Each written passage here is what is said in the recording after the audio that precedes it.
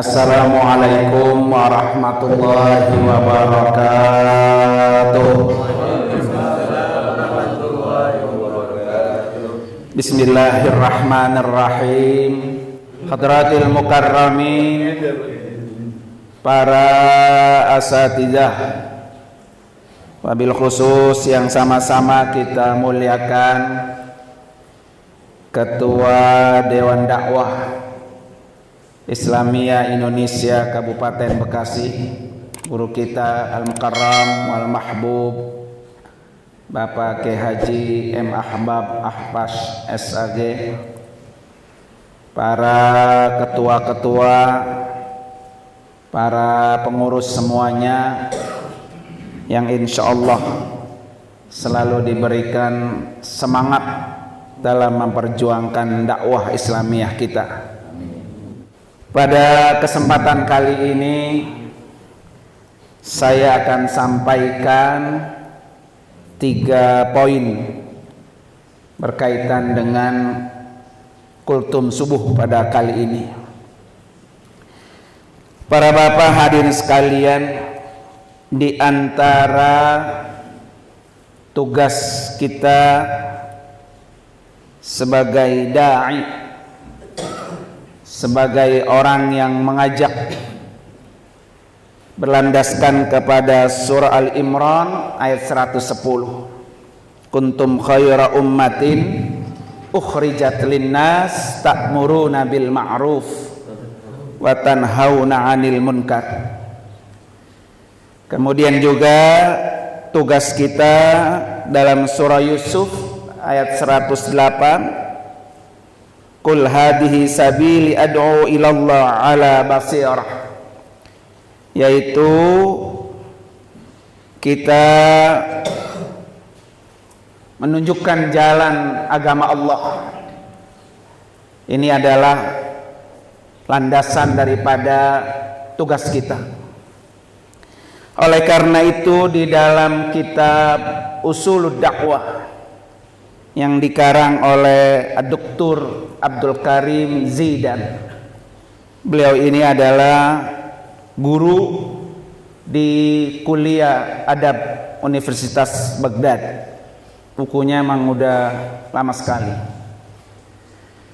Kata beliau, dasar utama dakwah itu ada 4. Yang pertama adalah maudhu' dakwah. Dakwah itu harus punya tema. Tema yang paling utama ketika kita berdakwah adalah Islam, ya, agama Islam. Makanya kemarin saya sampaikan, dakwah lintas profesi, manfaatkan untuk berdakwah. Yang penting benderanya adalah apa? Islam. Kalau Islam yang kita kibarkan, maka kita sudah memenuhi syarat dasar dakwah yang sangat utama. Banyak orang-orang yang tidak begitu paham tentang Islam, sehingga ada Islam radikal, Islam teroris, ya. Karena para pelaku dakwah kurang begitu memahami apa itu Islam. Makanya kita sebagai orang yang memeluk agama Islam, pahami Islam secara totalitas. Udkhulu fis silmi kafah. Jadi kalau kita sudah memilih Islam sebagai agama kita, maka masuklah secara totalitas. Bagaimana Islam mengatur syahadat, bagaimana Islam mengatur ibadah, bagaimana Islam punya karakter sendiri. Ini yang harus kita kibarkan. Maka tema dakwah yang paling utama adalah Islam. Kalau Islam yang dikedepankan, insya Allah antara pelaku dakwah tidak punya gesekan-gesekan, tidak punya saling mencaci, menghina, menjelekkan satu sama lain. Karena benderanya satu, yaitu apa? Islam.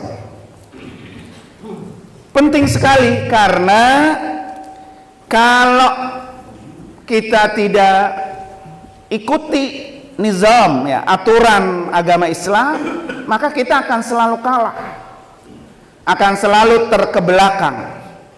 Dan ini penyakit kita di antara umat muslim adalah tidak adanya satu nizam yang betul-betul diatur. Makanya kemarin kata guru kita, guru Ahbab, mengambil peribahasa al-haqqu bila nizam, kebenaran yang tanpa ada sebuah terorganisir dengan baik, dia akan bisa dikalahkan dengan kebatilan yang terorganisir dengan rapi. Nah, salah satu untuk mengorganisir dakwah kita yaitu melalui dewan dakwah ini. Kita kumpul bersama dengan berbagai karakter, berbagai latar belakang pendidikan, berbagai daerah, berbagai bahasa, ya. Kalau benderanya kita Islam, kita bersatu, kuat. Tapi kalau kepentingan pribadi, egois dan lain sebagainya, maka kekuatan agama kita akan terus bisa dikalahkan dengan kezaliman yang betul-betul diatur secara rapih. Para bapak hadirin sekalian, itu dasar utama pertama.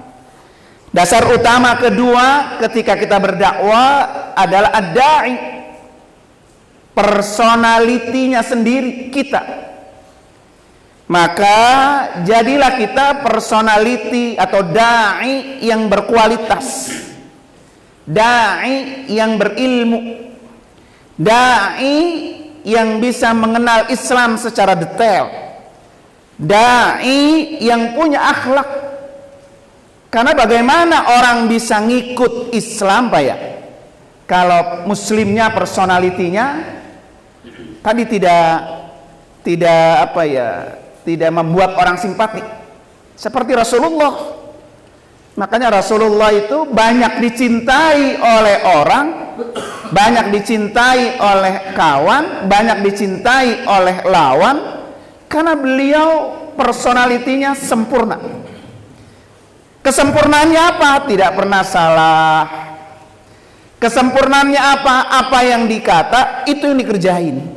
Kadang-kadang kita ya sebagai dai bisa ceramah doang, ngomong doang bisa, tapi tidak diapain, tidak dikerjakan. Mamanya nyuruh orang berinfak, bla bla bla, dianya kagak pernah, malah nerima infak, begitu ya. Atau mamanya nyuruh orang berbuat baik, gitu kan, dia kagak. Maka personality terbaik atau dai terbaik ada pada Rasulullah Sallallahu Alaihi Wasallam. Sehingga ketika orang itu benci niat Nabi, tapi karena akhlaknya yang begitu luar biasa, orang itu berbalik menjadi apa tuh? Cinta. Makanya Rasulullah itu Allah berikan julukan wa innaka la'ala khuluqin azim. Satu tanda bukti kalau Rasulullah punya khuluqin azim, karena Rasulullah itu sangat mencintai kawannya, sangat mencintai lawannya. Banyak cerita-cerita tentang itu. Ya kan, ketika Rasulullah dihina, dicaci, dimaki, nggak pernah menyakiti orang. Bahkan orang itu diperlakukan dengan baik. Nah, ini yang perlu kita tiru contoh ya kepada Rasulullah sebagai personality dai terbaik. Dan ini kita menjadi contoh, Pak, bagaimana orang suka cinta dengan dewan dakwah ya. Kalau para pengurusnya, para pemegang otoritas dewan dakwah ini enak bergaul dengan siapa saja, enak bercengkrama dengan siapa saja, sehingga datanglah rasa cinta itu. Makanya kalau dewan dakwah ini eksklusif, Pak, ya, hanya untuk kalangan dewan dakwah, ini malah nanti tidak bisa membaur, merangkul banyak golongan. Kemudian yang ketiga, dasar utama dakwah yang ketiga, al-mad'u, yaitu objek dakwah kita, ya, audiens. Ini punya dasar yang sangat penting. Nggak mungkin, Pak, seorang dai yang profesional, seorang dai yang berkualitas, seorang dai yang berakhlak baik, kalau nggak punya mad'u, kalau nggak punya audiens, sama umpamanya kayak saya ngomong begini, sebagus apa nggak ada jamaahnya Pak ya? Dikata orang apa? Dikata orang gila ngomong deg-degan begitu. Jadi mad'u itu sangat penting dalam dakwah. Makanya bagaimana mad'u ini, objek dakwah kita ini menjadi cinta dengan kita, dan kita cinta dengan apa? Objek dakwah itu sendiri. Kadang-kadang Pak ya, kita hanya suka sama orang yang sepaham dengan kita. Padahal objek dakwah itu yang sepaham, yang tidak sepaham, ya tetap kita apa? Kita rangkul. Kadang-kadang kita apa? Berdakwah itu tidak mau mengajak orang-orang yang melakukan kemaksiatan. Kan umpamanya banyak kemarin tuh ngobrol ya, apa pala pelaku preman-preman. Kadang-kadang itu bukan tugas kita itu, begitu. Jadi kita nggak mau turun dakwah gitu. Padahal dakwah itu objeknya, mad'unya sangat luar biasa luasnya. Dan itu tugas inti kita sebagai orang-orang yang melakukan dakwah. Kemudian yang keempat adalah asalib dakwah wa wasail wa manahij. Jadi dakwah itu perlu fasilitas, perlu sarana prasarana, perlu metodologi, Pak ya. Jadi nggak bisa orang dakwah hanya sekitar yang dia bisa kecil-kecil begitu Pak. Jadi media dakwah itu sekarang sangat banyak. Ya, sumber-sumber materi-materi dakwah sangat banyak. Salah satu contoh Pak, media sosial. Media sosial ini termasuk asalib, sarana-sarana dakwah yang harus kita manfaatkan. Kalau kita tidak manfaatkan Pak, media sosial itu nanti akan diisi, dipenuhi ajaran-ajaran yang tidak sesuai dengan aturan Allah dan Rasulnya. Makanya ketika saya tempo hari ngikut sertifikasi Dai MUI Pusat Pak, salah satu yang harus dilakukan seorang dai bisa memanfaatkan media sosial. Banyak diantara kita guru-guru ya, termasuk guru ahbab ya, di mana-mana taklim, di mana-mana ceramah, kalau di recording kemudian dimasukin ke media, ini akan jauh lebih bermanfaat. Kayak malam hari ini, kayak karen sekarang ya. Sekarang mungkin saya ngomong hanya 30 orang. Tapi nanti ketika kita masukin ke media, itu akan ratusan ribu orang, bahkan jutaan orang bisa sampai dakwah kita. Dan dakwah kita tuh lintas daerah, lintas tempat, bukan hanya sekelas kecil. Nah, karena kita tidak mau memanfaatkan media yang ada, dan itu salah satu daripada dasar-dasar pokok ketika kita berdakwah, memanfaatkan media itu. Banyak sekali Pak, apalagi di YouTube Pak ya. Di YouTube itu kita belum bisa Pak mengimbangi YouTube yang bernuansa ajaran agama Islam dengan YouTube hiburan, dengan YouTube seksualitas, dengan YouTube yang lain-lain, belum bisa. Dan lagi-lagi umat Islam kurang tapi suka melihat YouTube yang bernuansa apa? Islam. Orang Muslim sendiri kurang tapi suka. Mereka lebih senang YouTube begitu. Nah, kalau kita nggak isi itu Pak, nggak isi, maka nanti YouTube itu akan diisi oleh mereka akan didominasi. Makanya ketika saya dapat tawaran ngisi di MMC Pak ya, ada yang komen begini, MMC itu kan punya orang Cina, punyanya Haritanu katanya ya. Ngapain kita ngembangin TV orang? Lah emang kita punya TV. Daripada nanti itu siaran agamanya diisi oleh orang-orang yang tidak kompeten Pak ya, yang tidak sesuai dengan aturan dan ajaran Rasulullah, nah ini bisa berbahaya. Memang kita hanya bisa memanfaatkan, mengisi itu. Maka tadi sarana seperti itu harus betul-betul kita manfaatkan.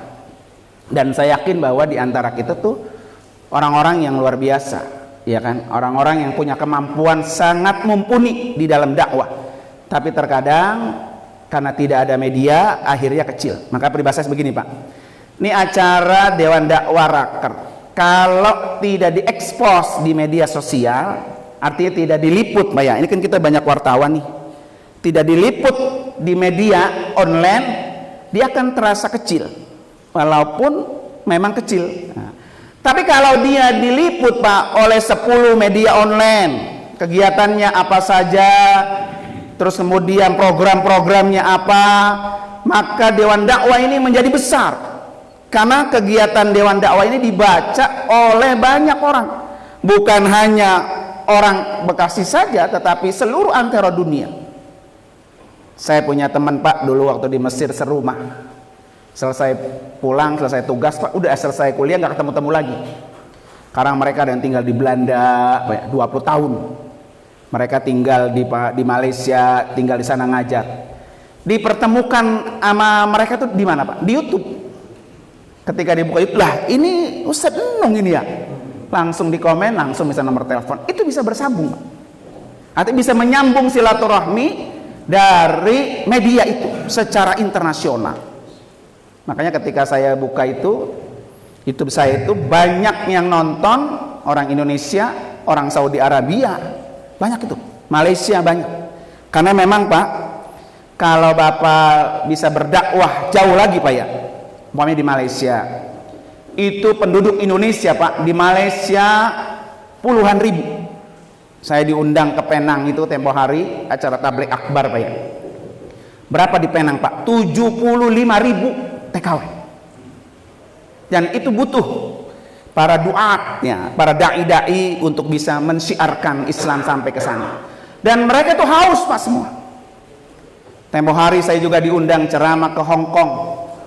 Makanya boleh nanti kapan-kapan Dewan Dakwah bisa bekerja sama, Maria, bersinergi dengan Muslim United Hong Kong itu, Pak. Berapa banyak, Pak, orang Indonesia di Hong Kong? 169.000. Kecamatan Bebelan berapa jumlah orangnya? Ada segitu, Guru. 160.000 orang. Itu seluruh antero Hong Kong, Pak. Kalau hari Sabtu, hari Ahad, kita itu di Hong Kong itu kayak di Jakarta aja. Assalamualaikum, Pak Ustadz ya, gitu. Karena kita tahu kan kemana-mana gitu, naik kereta, jalan gitu. Dan itu rakyat Indonesia, Pak, menggelar acara-acara syiar itu luar biasa. Dan mereka nggak punya tempat, nggak ada. Karena memang rumahnya minimalis. Di mana mereka menggelar dakwah? Di taman, Pak. Mungkin nggak bapak-bapak yang tahu, Victoria di Hong Kong itu dulu tempatnya bioskop, tempatnya orang pelacuran ya, namanya Victoria itu. Sekarang, Pak, di halaman Victoria Hong Kong itu diisi dengan taklim. Yang pakai rebuana, yang pakai merawis, yang belajar berjanji, yang mereka tausiah, dan itu, Pak, setiap hari penuh orang. Nah, ini artinya nanti ke depannya sebagai salah satu apa tuh? Salah satu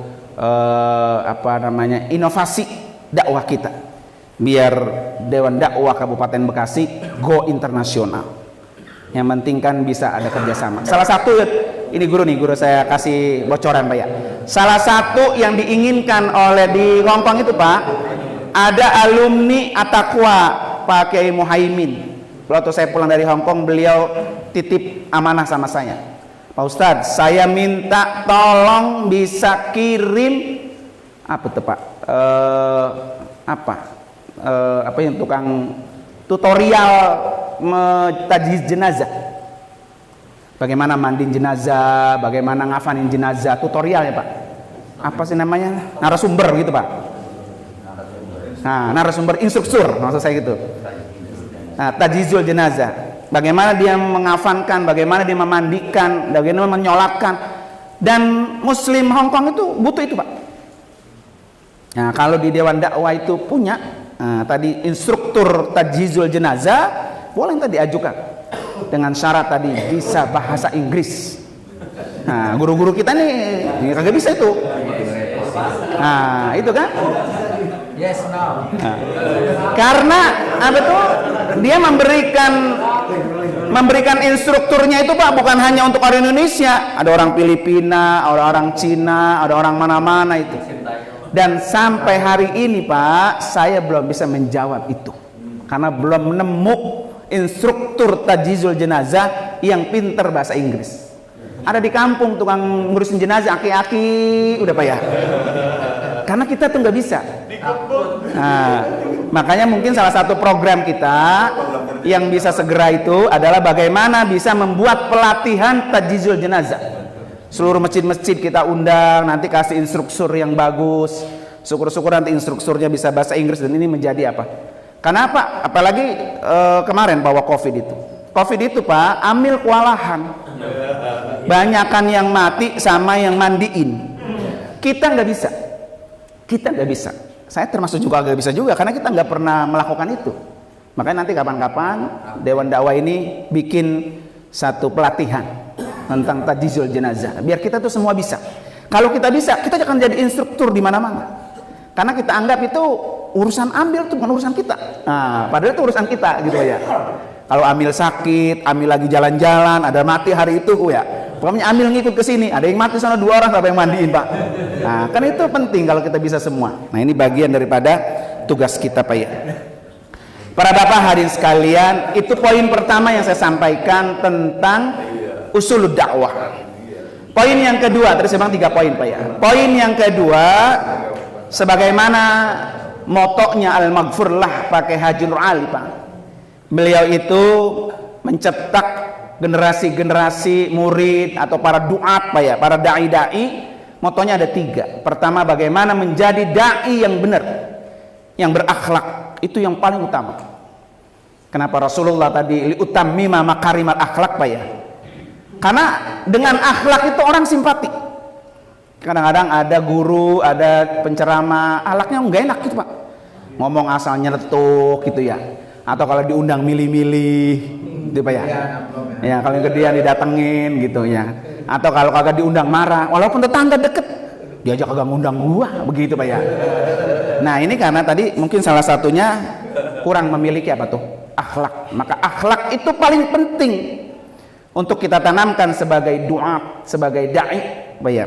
Yang kedua adalah seorang dai itu harus pinter Pak, harus cerdas. Makanya kudu belajar. Kadang-kadang kita jadi guru, kuping kita rada-rada kurang mau belajar sama orang. Karena sudah merasa jadi apa? Guru. Maunya pengen didengar, tapi nggak mau denger.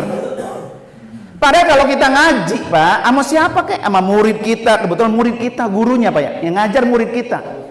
Setiap sesuatu itu punya kelebihan. Ya Pak ya, kullu syai'in maziyah gitu.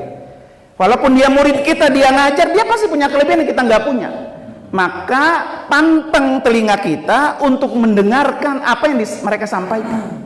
Dan itu akan menambah Pak hazanah. Akan menambah ilmu, akan menambah wawasan. Nah terkadang penyakit di kita, kalau udah jadi guru, udah jadi dai, nggak mau ngaji. Nggak mau lagi ngikut majelis-majelis taklim. Padahal dia tahu utlubul ilma minal mahdi ilal lahdi. Belajar itu sampai kita masuk ke liang lahat baru habis. Nah kalau guru dai Pak nggak mau belajar, nggak nambah, lah ibarat bekalnya apa? Habis. Maka kalau dia belajar lagi, dia ngaji lagi, dia akan nambah lagi. Karena problematika umat Pak semakin ke depan, semakin modern, semakin canggih, semakin yang di dalam kitab-kitab bakunya itu nggak ada. Ya Pak ya. Waktu lagi awal corona Pak, itu waktu awal corona kan ada larangan nggak boleh sholat Jumat Pak ya. Nah, kan rame tuh Pak, 3 kali berturut-turut kafir begitu hukumannya. Saya sempat diwawancarai oleh Gospot Pak ya, oleh infotainment Gospot di RCTI.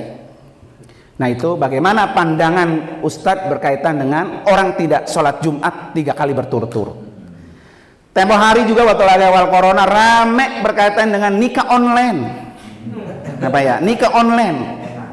Ini juga harus bisa dijawab Pak oleh para duat, oleh para dai-dai. Ya, Pasar Mili girang dia nikah online. Ya, dia di Bekasi, calon bininya di Bogor ya. Jadi kalau ke Bogor udah tinggal tidur doang udah jadi ya. Karena udah sah gitu. Nah, itu aja online juga. Ya, agak enak dah online juga Pak. Nah, ini problem Pak. Problem umat semakin banyak. Makanya saya berharap Pak, saya berharap besar. mau MUI kek, mau Dewan Dakwah kek, bagaimana Dewan Dakwah ini menjadi corong problem solving umat, terutama di Kabupaten Bekasi, ya kan?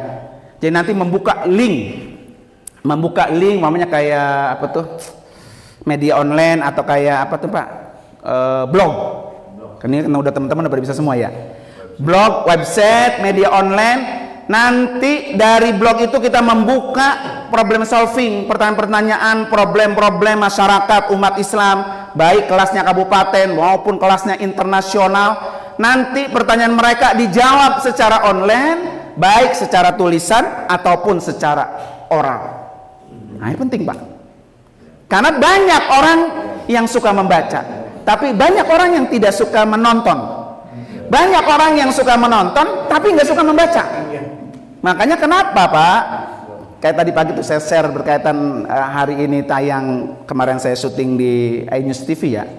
Karena orang-orang awam itu Pak lebih senang nonton, menyampaikan informasi dengan video, dengan oral gitu tadi ya, itu lebih dapat dibanding dengan tulisan.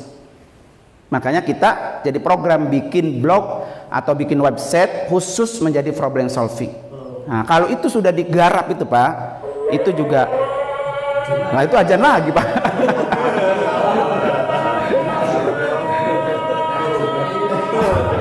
Ajan lagi tuh. Iklan. Itu nungguin ajan selesai nih, nungguin ajan selesai.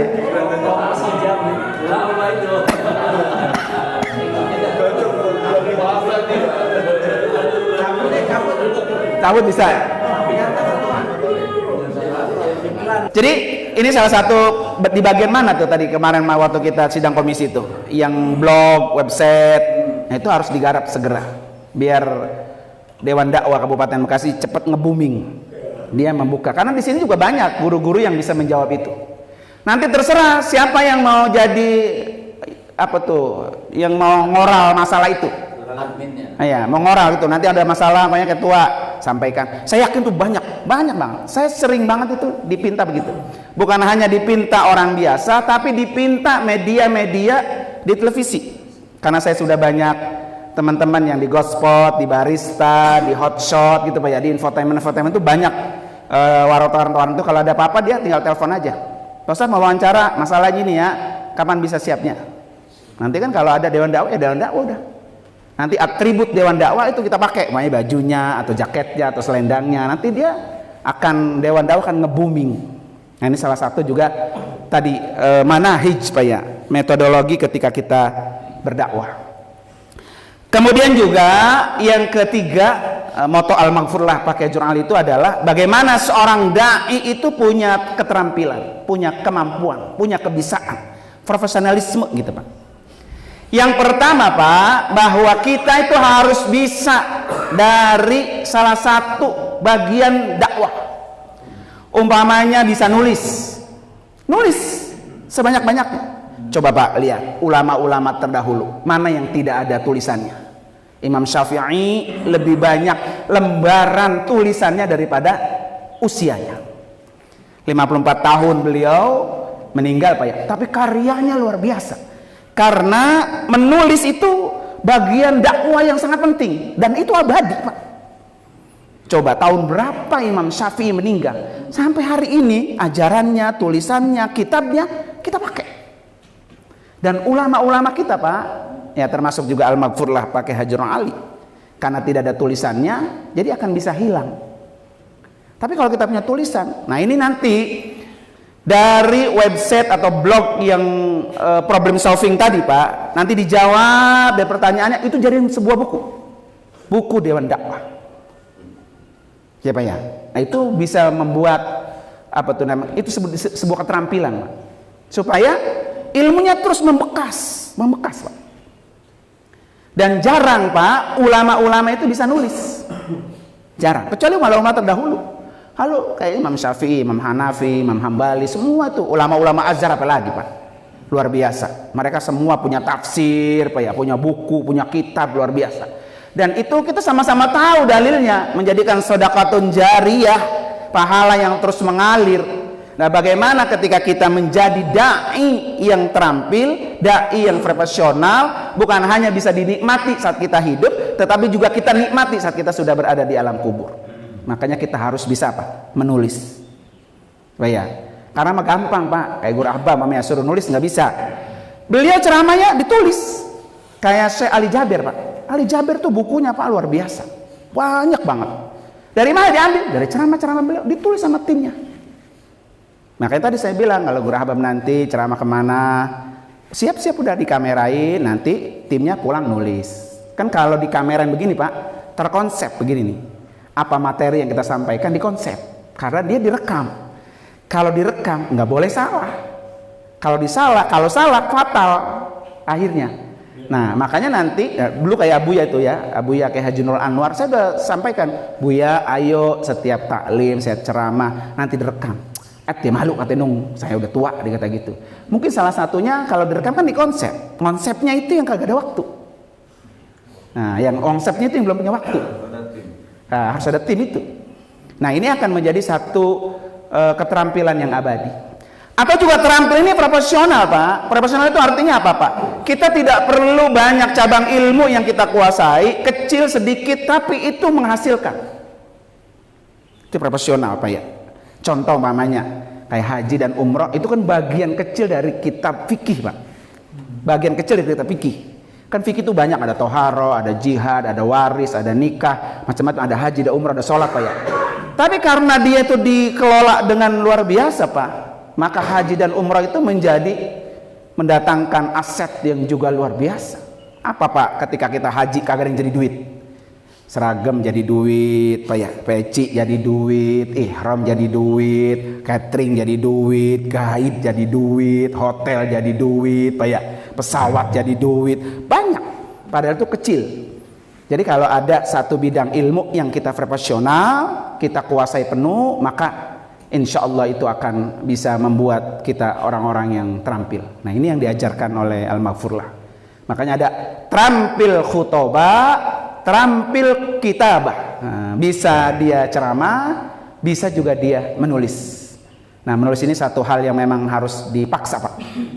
Saya pernah tanya sama Pak Syekhu Pak ya, Ketua Presiden PKS, bukunya banyak dia Pak, bukunya banyak, saya termasuk yang sering dibagi. Saya bilang Pak, dari mana sih mulai menulis? Waktu itu saya tanya. Sekarang kan katanya Ustadz Nur kan sering nulis caption di Facebook, di Instagram Pak ya. Kayak begini nih, Bapak cerita aja, cerita hari ini saya dapat ini, tulis caption, dan itu dibiasakan. Nah kalau sudah biasa Pak, nulisnya dia mengalir. Nah dari situlah akhirnya saya berusaha untuk bisa menulis caption. Nah captionnya nanti kalau saya kan backgroundnya orang agama, jadi captionnya caption agama begitu ya. Dan alhamdulillah akhirnya sejak 2 tahun yang lalu, sejak awal corona itu Pak, saya sudah membiasakan menulis berbagi teks khutbah Jumat setiap pekan. Setiap hari Kamis. Nah, Kamis saya sudah bagi. Itu sekitar 700 membernya itu. Setiap Jumat. Nah, kalau dari 700 member yang menerima teks dari kita itu, Pak, kalau dipakai nggak usah sampai 500-100 saja, Pak. Yang pakai ustadz itu 100 ustadz yang pakai. Itu betul 100 masjid. Hari itu serentak teksnya sama. Teksnya sama. Nah ini Dewan Dakwah bagaimana nanti bisa berbagi teks khutbah Jumat setiap pekan hari Kamis.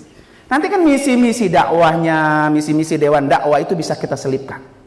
Alhamdulillah itu saya sudah lebih dari 60 tulisan. Karena saya setiap pekan. Dan sekarang itu Pak, itu menjadi kewajiban saya kagak enak kalau setiap pekan saya kagak nge-share. Teman-teman Ustadz itu suka japri, Kiai ini yang baru belum datang lagi tak ini gitu. Karena orang Pak nggak usah jauh-jauh Guru Ahbab dah ya, yang udah gini kesibukannya banyak, udah kagak mau konsep, udah ada di print PDF, di print tinggal baca, tinggal diimprovisasi sendiri. Kayak Guru Hamidi Mahmud Guru, dia kan ada di grup itu ya, asal saya sepakat kagak nge-share lah, Brunung ini mana yang baru gitu. Dia udah pusing, saya mau udah tinggal baca aja dah gitu, tinggal ngeprint. Ada teman saya itu Pak dari Kairo juga, dia kepala sekolah, dia khatib juga, udah tagnya dari PDF saya, ngeprintnya setapnya, disuruh ngeprint. Dia kan ngapa tinggal baca doang, lu ngeprint kagak, nulis kagak ya gitu Pak. Tapi nggak apa-apa itu, alhamdulillah Pak. Ya kan arti nanti misi Dewan Dakwah itu bisa tersampaikan. Nah ini bisa teman-teman yang bisa menulis silakan. Dan itu alhamdulillah Pak, teks-teks itu sekarang sedang saya bukukan. Saya sedang nanti karena saya masih satu percetakan dengan timnya si Ali Jaber. Ali Jaber itu masih ada beberapa buku yang diselesaikan, jadi buku saya belum juga terselesaikan. Diedit sama mereka, nanti dicetak. Nanti kalau ada sponsornya Pak, pokoknya satu buku 20.000, disponsorin umpamanya dari mana, ya kan, 1.000 buku baru kan 20 juta. Itu bisa kita bagikan. Dan itu tadi seperti ulama-ulama terdahulu Pak ya, yang memang mereka bisa membuat buku. Nah ini satu PR buat kita juga bersama-sama. Nah para bapak hari sekalian, kemudian selanjutnya yang ketiga adalah seorang dai itu bagaimana kita menjadi apa yang disampaikan oleh Rasulullah. Ahabbun nas ilallah anfa'uhum linnas. Manusia yang paling Allah cintai adalah manusia yang bermanfaat buat banyak orang. Jadilah kita dai yang selalu bermanfaat, baik untuk lingkungan kita, baik untuk halayak kita, baik untuk teman-teman kita. Jangan sampai dai sama dai, guru sama guru itu main gontok-gontokan. Ya Pak ya. Padahal perjuangannya sama. Maka tadi poin pertama, maudhu dakwah itu Islam itu paling ditanamkan. Supaya kita itu bersinergi Pak.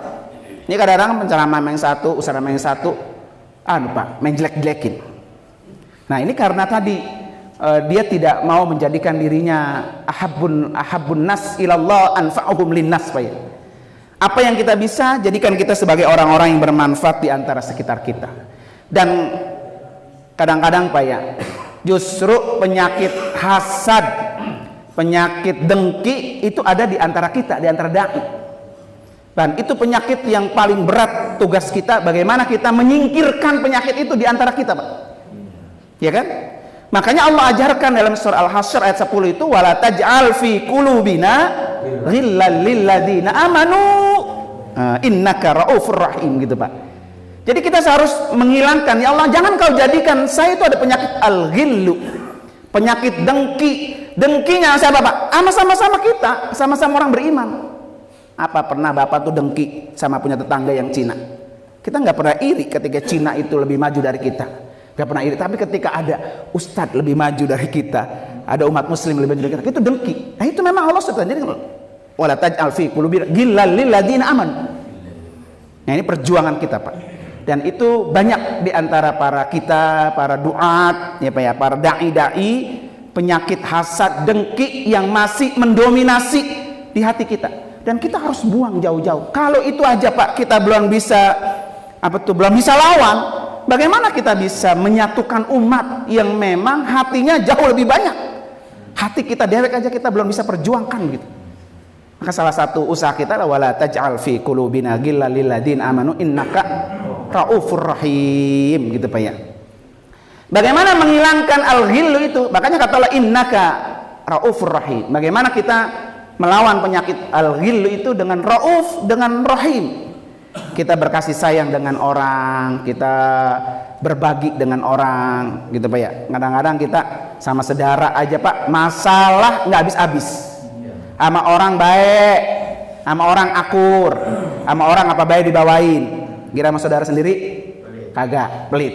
Nah itu juga kan satu penyakit Pak ya, satu penyakit yang memang harus kita basmi bareng-bareng. Kalau kita sudah bisa memerangi yang ada pada diri kita, maka insya Allah kita akan bisa memerangi tugas-tugas kita yang jauh lebih besar. Oleh karena itu mudah-mudahan Pak ya, ini menjadi semangat, menjadi motivasi.